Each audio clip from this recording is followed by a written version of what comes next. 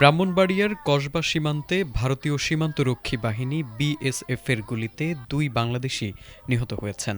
শুক্রবার গভীর রাতে উপজেলার গোপীনাথপুর ইউনিয়নের পাথারিয়াদার সীমান্তে এ ঘটনা ঘটে।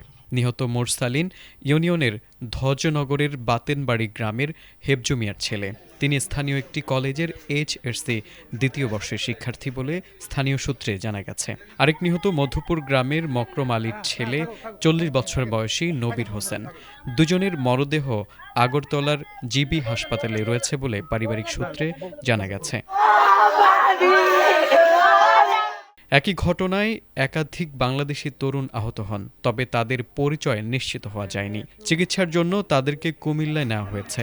নিহতের বিষয়টি নিশ্চিত করেছেন সুলতানপুর ব্যাটালিয়ন ৬০ বিজিবির অধিনায়ক lieutenant colonel SM. Shariful Islam. Mohinuddin, আমি হচ্ছে আপনার মুরসালিনের আপন চাচাতো ভাই, বড় চাচাতো ভাই। তবে আসলে ওই ছোট হলেও আমরা মোটামুটি চলাফেরাটা খুব আন্তরিকতার সাথে ছিল।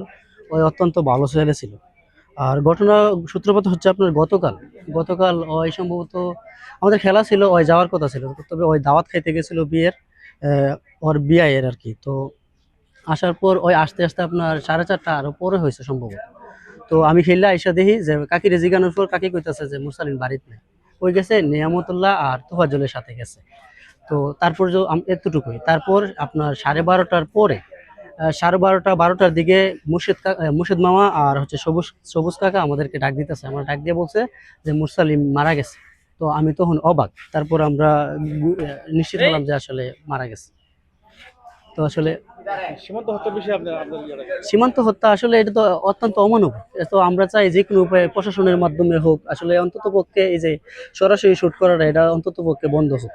এটা প্রশাসনের মাধ্যমে এটা আমরা আসলে বন্ধ চাই, যে কোনো উপায়ে এটা বন্ধ করা হোক।